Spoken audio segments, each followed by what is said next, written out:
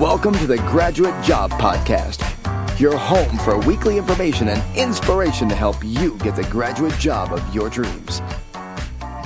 Welcome back, everyone, to the Graduate Job Podcast with your host, James Curran. The Graduate Job Podcast is your weekly home for all things related to helping you on your journey to finding that amazing job.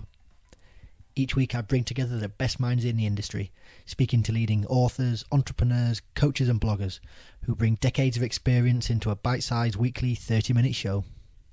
Put simply, this is the show I wish I had a decade ago when I graduated. This week I speak with best-selling travel author and gap year expert Susan Griffith as we cover the topic of how to have a CV-enhancing gap year.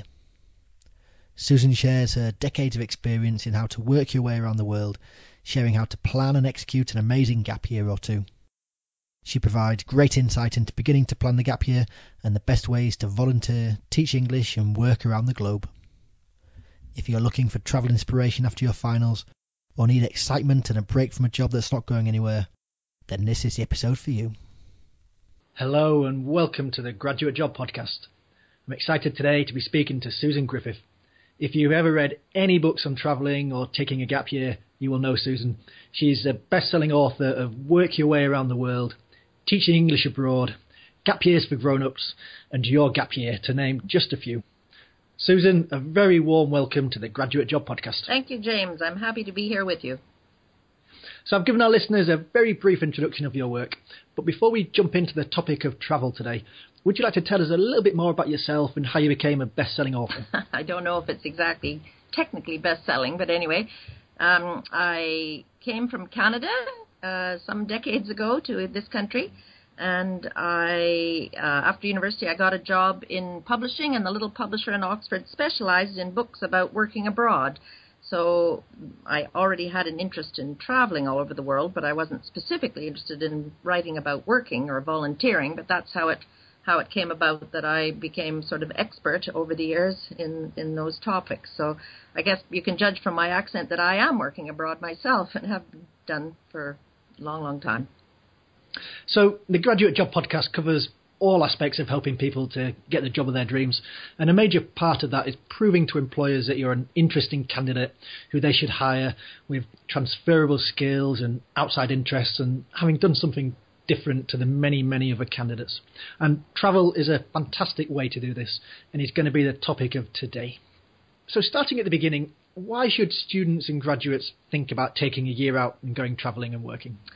Well, for many of them, they've been thinking about this prospect throughout their course because they haven't been able to get away. So it's a reward, really, for all the hard work that they've put in, and they're in desperate need of a kind of change of scene and a break. Others are not so, it's not just the carrot, the reward that they're after. They have the stick of not being able to get a job in this country, and so they're forced. It's almost necessary for them to look elsewhere. So those are the two kind of situations, and they might think about things that grow out of the course that they've just graduated from.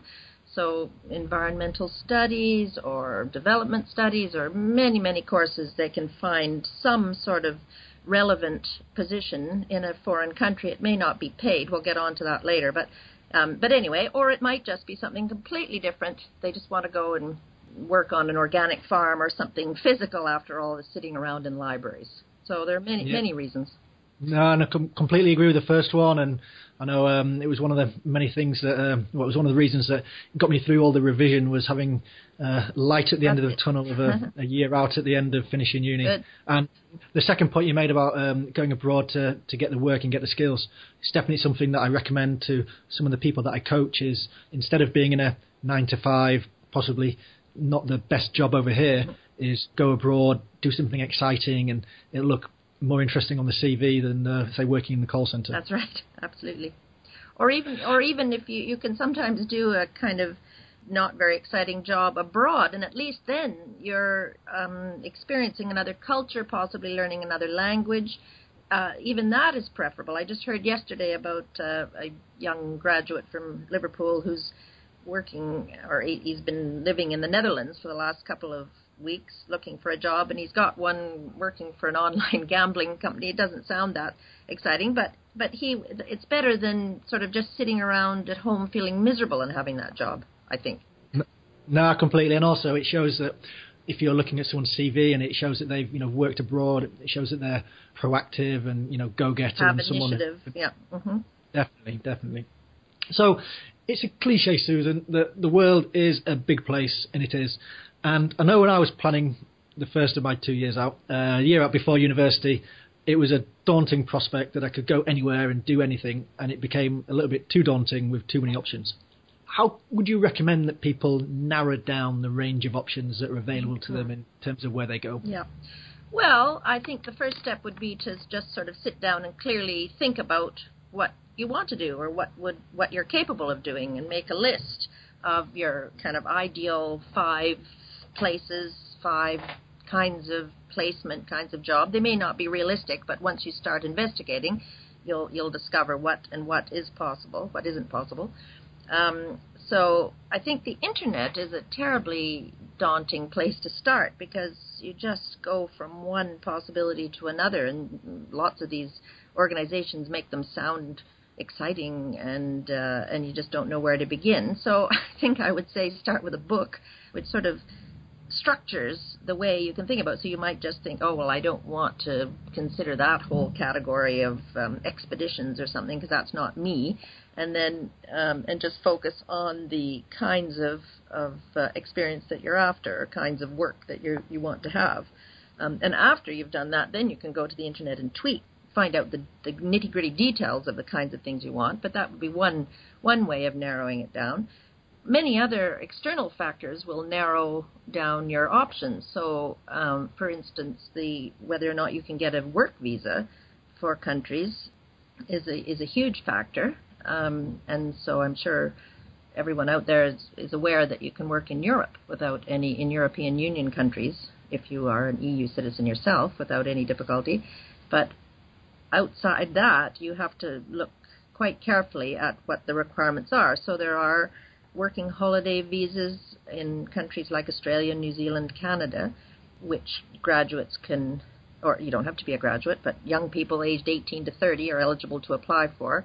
And there are other schemes in other countries, but they all differ, and they all have to be taken into consideration. So if someone says, oh, I'd just love to go and get a job in Bhutan or Mongolia or Turkey, it might not be possible from the visa point of view. So that's another way of limiting what you can do. True. And also, I guess cost is a limiting factor as well. Yeah, it is, but that's true. If you go to the Google rankings, the ones that go to the top are the sort of schemes and agencies that usually charge a great deal, even for voluntary placements. They're adding a huge amount for making it easy for you, and a lot of those are prohibitively expensive. But then there are other schemes and other ways of doing it independently where the outlay would be much, much less. So, and of course, if you go to a nearer country that you can get to on a megabus, that's going to be a lot cheaper than if you go to some very remote country or a long way away like New Zealand.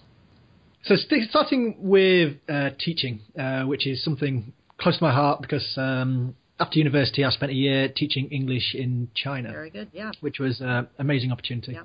And also as a graduate, it's you do get to see lots of companies who come around on the milk round offering the teaching scheme. So there's the JET scheme to Japan, which is well publicised, and some others.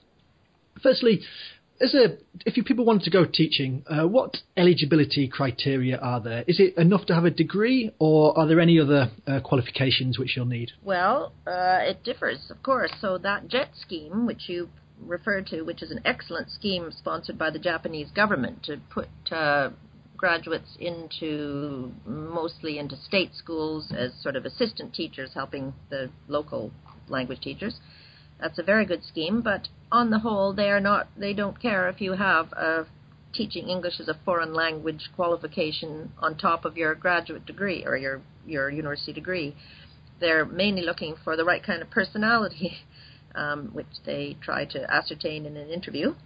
It's a very competitive scheme, And of course, if you did have a qualification in TEFL, as it's called, then that could help, but it isn't necessary. But that's unusual. In most cases, in language schools and institutes and governments around the world want their teachers to have some sort of training, and so they should, because it's one thing to speak a language and quite another to teach it. And almost all the young people who have gone abroad to teach English without much training have regretted that, have thought, oh, they're taking the money from these eager language learners, and they feel that they've let them down because they don't really know how to go about it. They don't know where to begin. So the standard qualification that most people do, and it's not something they are maybe going to do for life, but it's a very good qualification and it teaches you a good skill, and it's a 4-week certificate in teaching English as a foreign language, and that's offered by University of Cambridge and many places around the world. The CELTA is the acronym. Or Trinity in London also offers a 4-week course called the Trinity TESOL certificate, and it is very similar and is a very good grounding in how to teach English. So there are many others people do at sort of summer courses at universities and things, but those are universally recognized and seem to be the preferred qualification that people have, and they open, and that certificate opens many doors from Argentina to Taiwan. One of my friends did the qualification, and he said he did it after his degree, yep. And he said it was the 1-month course was one of the most difficult things he'd done. That's right. He said it was very, very challenging. Yep. But as you said, he passed, yep. And he taught in places from Saudi Arabia yep. to Morocco, and he's now in Indonesia. Right. Right. He said it's universally recognized. Yep. And yeah, it just opens doors for you. That's right. I mean, it does. It's not. I mean, obviously, a qualification obtained after just 1 month is not going to get you into, the plum jobs of teaching in universities or anything like that. But it certainly gets you onto the first rung of the ladder, and then it will take some years of experience before you are a really good English language teacher. And after getting that experience, then you can think about, moving into more elite schools. But anyway, the first step would be this qualification, and I've interviewed many young people who have got out of university, looked around at the prospects in Britain for jobs and thought, nope. And they've done that 4-week course. It's just about killed them because it's just totally full on and, as you say, very, very challenging. No one has said it didn't teach them the skills they were looking for. I mean, it really is effective. And then they have gone off to, I know one right now in Barcelona. Last year he was in Chile teaching for the Chilean Navy. He was sort of living a kind of hippie life in a co-op house, and then he would go in and teach these military types who were very disciplined, so that was quite amusing. And anyway, many graduates find that they can quite easily get a job in a language institute, really in not any country, but so many countries after they've done this course. And you talked about the different types of jobs and the plum jobs. What are the best ways for people to try and find a teaching job when they had that qualification? Mm-hmm. Well, if they're just starting out, they shouldn't. If it's their first job, they shouldn't really expect to be picked up by kind of the British Council or some prestigious place. It just differs from country to country. For instance, in Spain, where there are many jobs available, there are job fairs. One every May, where quite good schools go and interview candidates. So it would be certainly worth getting a no-frills flight to Seville for that. That's one way. But most people, of course, just look for ads on the Internet. Good sites like TEFL.com. They post job ads all the time at all levels, sometimes just for unqualified teachers wanting to teach English at summer schools, and other times for much more higher level jobs. And some of these teaching English websites invite you to post your own CV, and some people have found that is not so productive because they get their inboxes absolutely jammed full of many invitations from Korea, and they can't keep them straight. So it's better to be a little bit selective about where you post your CV, and perhaps you be the one that chases the jobs that appeal to you rather than the other way around. Yep, no, that's good advice. And would you recommend people getting a job before they go, or just turning up in a country and trying to get one on the ground? Yeah, well, it depends the circumstances that you're in. So there's nothing wrong with nowadays people can be interviewed by Skype so easily. So it is very possible to get a job before you go that way. And then often it's the kind of job where if it doesn't suit you, you could leave after a couple of months. So it doesn't really commit you to anything. However, if you know what country you want to go to, and you're determined to go there anyway, and so of course it's better if you can sort of meet face to face the prospective employers, talk to teachers who will know which are the exploitative employers and which are the good ones. And I mean, you can find some of that out by looking at online forums and all that. But to be on the spot is probably preferable. But on the other hand, then you'd have to sort of you'd have to pay your living expenses until you found a job. You'd have to do the work and find out what time of year is the right time to go. You wouldn't want to show up in Spain in March looking for a job, because their teachers are normally hired in sort of September for an October start. And then the timetable is completely different in South America, where jobs would start in sort of February, March, after the Southern Hemisphere summer. Mm-hmm. So anyway, there's no set rule about that. Some people are too nervous to just go off and look for a job on the spot, and others swear by that and say that it's silly to commit yourself to a school that you haven't seen. But as long as you do enough research, it should be fairly okay. No, that's true. And I went out to China through a company. Oh, yeah. They placed you in a school, and I was lucky and got placed in a nice university in a small town, and it was had a brilliant time. Yep. Other people got placed in places really in the middle of nowhere. Yeah, and where they didn't want to be. They asked for a big city, and they got some tiny town in the middle of nowhere. Yeah, that's the disadvantage of going through a big sort of agency, is that you have very little control over. And that's true of JET. You can be put in the countryside with that too, but then the wages are very good there, so you might put up with it. But anyway, as an entry-level job, I think people should be realistic that they just can't have their dream job from the word go, and that you work up to that by taking what you can get in the first instance, which may not be in the city you would choose, or in the school that is offering the best quality of education. But once you're on the spot, then you can suss out the scene and move strategically after that. So that's just a reminder to people to be realistic about what they can do as a newly qualified English teacher. That's true. And also, it doesn't really matter where you get placed. You're going to have, you make the most of every situation. And sometimes where you think originally might not be the best place, you probably have the time of your life once you get into it. But then some do go wrong. I mean, some people go to, not so much now. There used to be many complaints coming out of language schools in Korea, where the promised wages weren't paid, or bonuses weren't paid, or lots of dodgy practices. And what some idealistic young graduates found most distressing was that these language mills really just want to get the money from the paying customer, and they really just don't care about the quality of education. So, a teacher wants to see students improve, and even the ones that weren't improving are passed to the next level automatically, just because if they don't, they won't continue with that school. So, they're not all lovely, ideal jobs that you can get initially, but it is all teaching you how to negotiate the field. So it's all worthwhile, as you say.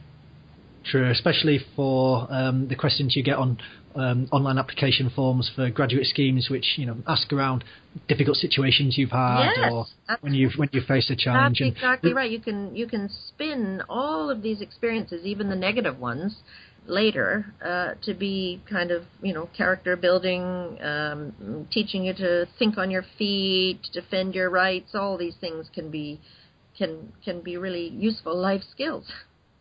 Definitely. And if you were to have the same example and you swapped, I taught in a school in Barnsley and then I taught in a school in Korea. Yep. People have been more interested about the time you taught in Korea than in that's than right. in Barnsley. That's right. Very good. We touched there upon how companies that will organise these trips for you. What other pros and cons are there apart from the fact you probably don't have the choice of where you're going to be placed? Yeah. Well, there, especially at the younger age range of people in their gap year after school, there are many companies that charge high fees to organize placements for them, and mostly often it's the parents who are paying because they want the safety of a company that will pick up the pieces if things go wrong. Of course, that's no guarantee. But once you're sort of out of university, it's arguable that you don't really need necessarily one of those cosseting organizations that will just arrange the insurance for you. It's just like going through a travel agent. Which of course they have great markups because they are providing a service. Whereas if you are capable of organizing a lot of these things on your own, then you don't need that, and you can save money that way. But it just depends on the individual. Some who have never traveled before would benefit from having this cushion, and others who are experienced travelers would scorn it. So there's no general rule, but certainly many people have just arranged something by themselves, been in touch with grassroots voluntary organizations, or volunteered to work as a sort of intern for a company abroad, and without paying the massive fees to the middleman. So it certainly is possible for those with enterprise and initiative. Definitely, and the beauty of the internet now is that you can reach out and speak to these people. Yeah. You can find out their feedback and what they think. That's right. Certain institutions and schools are like very easily. Yeah. But I don't want to make it sound like companies that organize things for you are always a waste of time, because that isn't true. I mean, there are several internship companies working in China, for instance, which is a country it might be quite difficult to fix that up by yourself. And some of these programs are integrated, so they might include some language tuition, they might fix up accommodation even with a family, which can be very useful if you're trying to learn a language, as well as the placement as an intern. And they will charge for that, but then so they should. I mean, that's how it works. And one I just heard about, they cooperate with the British Council, which offers some sort of bursaries to help people get onto these schemes. So there might be ways around the funding of it if you investigate carefully enough. And so when I went to China, the company I went through a company, and I think the cost was maybe £500-600. Mm-hmm. But at the time I was going through my final exams, and then I went to China maybe 2 months after finishing. So you wouldn't have had time to do it yourself anyway. Yeah, exactly. And I didn't want if you're going through your finals, you don't really want the stress or hassle of trying to sort this out. So I thought it was a money worth paying. It's worth, definitely. It was worth. Yeah, good. So moving on to working. So you mentioned the working visas that Brits can get in Australia. Yep. Is it still the case that it's fairly easy to get a working visa for Australia, New Zealand, and Canada? It is. It is. Well, Australia, well, of course, you have to jump through their hoops, but they're not that difficult to qualify as long as you're in the right age group, which is under 30, to go to Australia and New Zealand. New Zealand is almost 2 years, a 23-month visa, so that's very good. Australia, you can go for a year, but if you agree to work for 3 months in the boondocks and working in the fruit industry, fruit picking in the country or something like that, then you can extend it for another year. Okay. This is fairly straightforward. Canada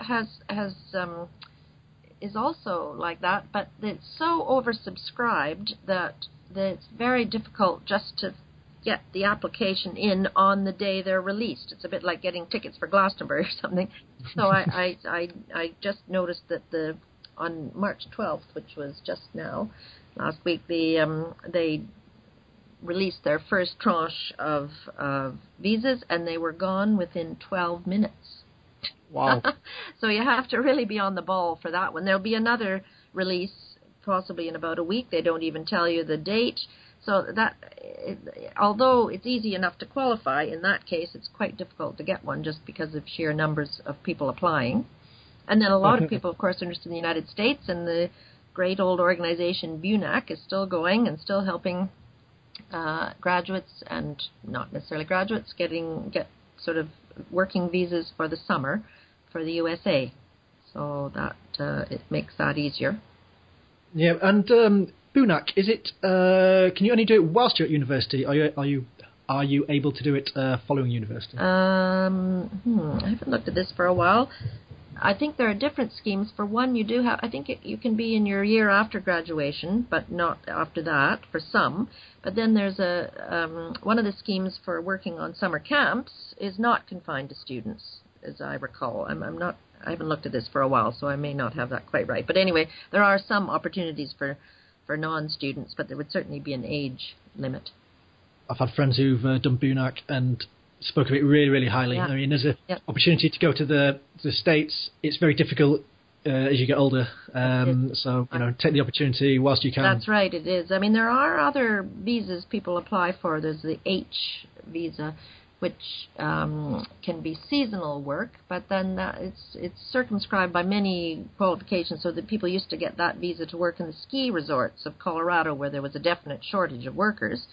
But recent changes in the immigration regulations make that more difficult. But it isn't the only route, but it is certainly the easiest if you qualify as a student and someone eligible. About 30% of our listeners come from Australia, Canada, New Zealand. Oh. Is it still easy for them to come to the UK to work? Yes, it's same. It used to be that Britain allowed far more nationalities to come on a working holiday visa than they do now. I think it was 2008 they changed it to something called a youth mobility visa, and that's only available to I think 6 or 7 nationalities, but including Canadians, Australians, New Zealanders, Japanese, and a couple of others. So the same idea. Yes, they can qualify for that without too much trouble. You often have to have a certain amount of money in the bank, and you have to, show you have no criminal record and basic things like that. But you don't have to have a job fixed up ahead of time. You can just enter with your visa and look for a job. And moving on now to volunteering, which I know is, a very popular area. Mm-hmm. When I went travelling before university, it was something I wanted to do was to go volunteering, and I was shocked at the cost associated with volunteering. Is it always something which is going to cost you money to do? Almost always it is. Certainly anything fixed up from home will almost always be. And if you think about it, what are you offering to them? Often in disaster relief, you can't do very much. You might be able to move bricks to build a house, but lots and lots of locals can do that too. So why should they pay you or ask or even give you free room and board for that? So you, the volunteer, are paying for the opportunity to help, which does come as a shock to some people, but that really is the way it is. And some programs are far more expensive because maybe they're more glamorous than others. So say you wanted to do some reef monitoring in Madagascar. Sounds good. And that could look very good on your CV if you had done a degree in environmental studies and wanted to go on in that field. But you will have to pay to join in that. You'd have to pay to, obviously to learn how to scuba dive or something. And then after that you would pay. And there are just thousands of different organizations charging different amounts. And some are offering really, classy accommodation and Rolls-Royce insurance policies. And others are more by the, seat of their pants organizations. So it just depends what would suit you. Some people do arrange, when they're in a local place, they can arrange some volunteering, which they would not be charged for, and they might even be given simple accommodation. And I'm thinking of one young woman after university who went to Guatemala and was staying on Lake Atitlan. And she was staying in a hostel and exchanging some of her, she worked in the hostel, so she got free accommodation, so she wasn't spending anything, but she had lots of free time, so she attached herself to a little local charity and taught kids in the school. And of course she didn't have to pay for that, because that's just arranged on the spot. And you have to remember that a lot of these people who organise these trips, they're companies trying to make money. They are. Well, that's right. And some people in the industry object to that young people are being exploited and sort of duped into paying more than they need to. But anyway, that's one point of view only. With the volunteering, again, how would you recommend people narrowing down their options of where they wanted to go and what they wanted to do? Mm-hmm. Well, I think the same as I said before. I mean, if you've always wanted to go to India, then look at what there is in India and don't look at what there is in, Nicaragua. If you like working with kids, then you might think about orphanages and schools. And if you don't like that, you're interested in engineering, you might think about something that does building or whatever. Anyway, there are many different categories of task that a volunteer can do. And graduates tend to have their eye on a certain strand, which might help their CV in future years, so that if you were thinking of going into something in the social work field, then you could, AIDS education in Africa, or so. There'd be many tie-ins with possible future careers. Definitely, and I think it's really valuable to have at the back of your mind the long thought about what is the ultimate aim you want to get from this experience. What skills do you want to be bringing back, and what's going to look good in your CV? Yeah, ultimately. I agree. In terms then of language, so lots of people want to, with their time that they've got off, want to go abroad and learn a language. What are the best ways that students can learn a language abroad within that specific amount of time? Mm-hmm. Well, everybody learns languages at different rates, so you can't really generalize. But I mean, it's quite good to have a little bit of a grounding before you go, instead of just being a rank beginner. So if you know that you want to learn some Spanish and didn't do it at A level or anything, then you can obviously do an evening course before you set off, just to get you past the initial basic grammar. But once you're on the spot, it's a cliche, but of course it's much easier to learn a language if you're immersed in it. And so a combination of doing structured classes in your destination country, as well as staying away from all the people who speak English, and maybe make yourself do something where you're in a situation where no one speaks English. So I know someone who's in Bolivia just now, and she joined a gym in her city, and just a local gym that the instructions are limited because they're not talking about the state of the world, they're just being told to move in a certain way. Anyway, she says her Spanish has improved enormously since she did that, but other people pay for hours and hours of structured lessons, and that often is very good. And but that can be a little expensive. One way is to organize just a one-to-one lessons, a conversation if you're a little more advanced with somebody, and maybe you won't have to pay them if you do the same for them in English. So it's like a language swap. And there are in Spain, I've heard it in Turkey, I've heard of this sort of intercambios, which are where there might be Tuesday nights, everybody meets at such and such a pub, and all the local people who are trying to improve their English will expect to meet native speakers there. It's all very informal, just to chat, and that would be an excellent place to meet someone who might be prepared to help you improve on your Spanish or whatever it is. No, that's brilliant advice. I know the friends I went to China with, we all went out with grandiose ideas about learning Mandarin, and we were there for a year, and we're there for a year, we're going to learn a load of Mandarin. And the problem was, of course, that we spent all our time with other expats. Yep. There was there was Germans working there in manufacturing, there was Australians, Canadians, Americans. Yep. So you just used to, it's easier, you hang around with all the other English speakers, and then you realise that by the end of the year, a handful of words that you all learn in the first month, and then didn't really learn much after that. I know. Well, that's how it often is. And, of course, then in some countries, even if you're not with all the expats, you'll find that the native people speak English far more readily than you can speak their language. So everybody, the default is always English. And it's great for communication, but not so good for language learning. No, that's true. And also, you mentioned the one-to-one language exchange. I did that before I went up. Oh, yeah. And the problem I found was that the person I was doing it with, their English was a lot better than my Chinese was. Yeah. So you tend to just speaking English more than you speak Chinese. There are disadvantages of speaking this language that is the sort of dominant language of the world right now. Yeah, no, not many, but there's a few. Yeah. But I agree, if you're going to do it, you need to really immerse yourself. Go to somewhere in the middle of nowhere where you can really concentrate on learning the language. Yep. Stay with a family. Really make an effort not to be speaking English and hang around with English people. I've heard of a new kind of language course which takes place sort of on the street. So instead of being in the classroom, you would go out in a small group with a teacher and say go to the market and actually carry out, day-to-day transactions in the target language. And that has the advantage of being more memorable and real than just out of a textbook. So that might be something to look out for. Oh, that does sound good. That sounds really good. Okay, Susan, well, time is unfortunately running away with us. So before we finish, though, let's just go to the quickfire round. So, first question, what one book would you recommend our listeners to read? Well, you're expecting me to recommend one of my books, but I'm too modest to do that.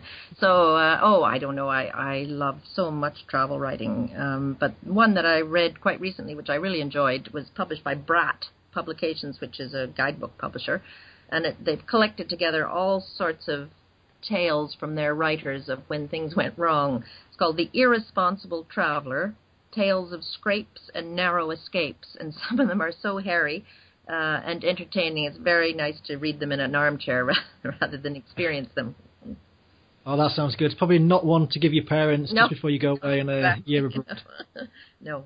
But even though Susan's too modest to recommend her books, I recommend her books. And before you go away, before you start planning and going away, make them a first protocol.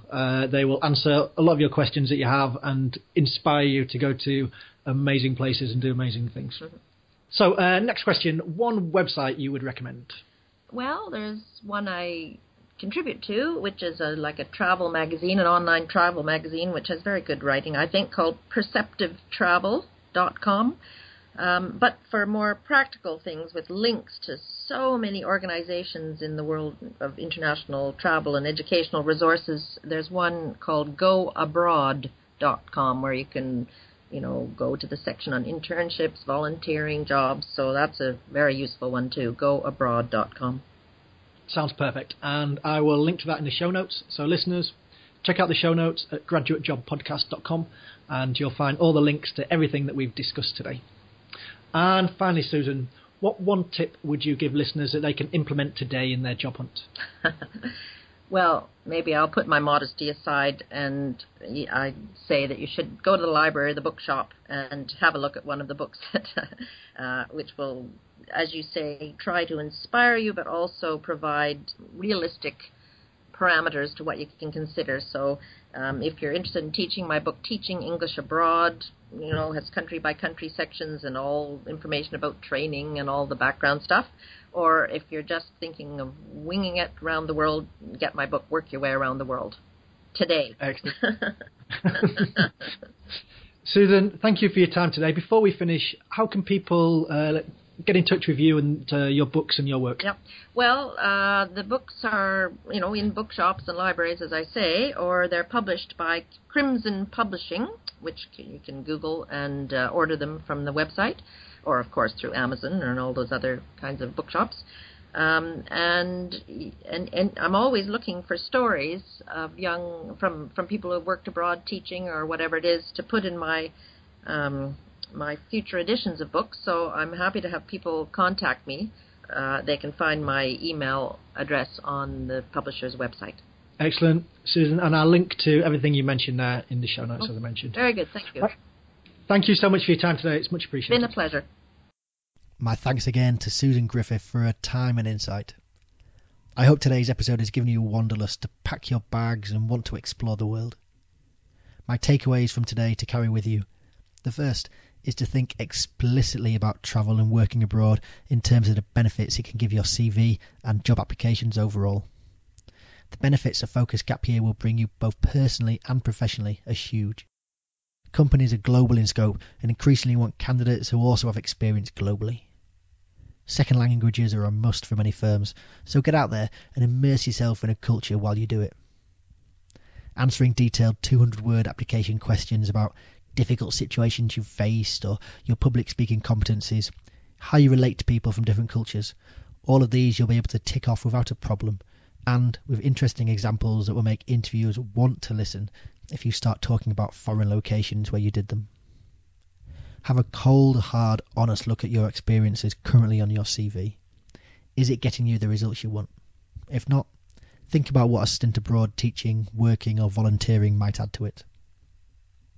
The second takeaway is that if you are a native English speaker, and I'm guessing that is a majority of the people listening, then you've been blessed through the fluke of birth to have been born speaking a language that billions of people around the world want to learn and speak. Utilise that brilliant opportunity and go and teach somewhere exciting around the globe. After university is the perfect time to go. The JET scheme in Japan will pay you nearly £20,000 for the year. Schools and universities in China will bite your hand off if you want to go and teach there. Pick a country you've always wanted to go and visit and spend 6 months teaching there. You will see and experience a side of the country you'll never see if you're just backpacking around, getting trotted in hostels. You'll learn a phenomenal amount about yourself. You'll grow, be challenged, and develop skills you didn't know you had. And finally, just more of a plea really. Go. Go now while you have the chance. Everyone I know who did had the time of their life, and most people who didn't regretted it. Once you start working, it's too easy to get sucked into the grey zone of comfort and mediocrity in a job you don't really want. Remember, the only adventure you regret is the one you didn't take. Right, episode 15 on travel and work abroad, all sorted. You can find a full transcript of everything that we've talked about today and all the links at www.graduatejobpodcast.com/gapyear. Please get in touch with us on Twitter at GradJobPodcast. And also, if you've enjoyed the show, please leave a review on iTunes or Stitcher Radio. It's the best way, other than sharing us with your friends, to show appreciation for the podcast. If you've not already subscribed via iTunes or Stitcher Radio, you need to sort that out. It's the easiest way to get each episode delivered to you for free and to make sure you don't miss a thing. Join us next week when we speak to author John Lees as we cover the topic of how to get a job you love. I hope you enjoyed the episode today, but more importantly, I hope you use it and apply it. See you next week.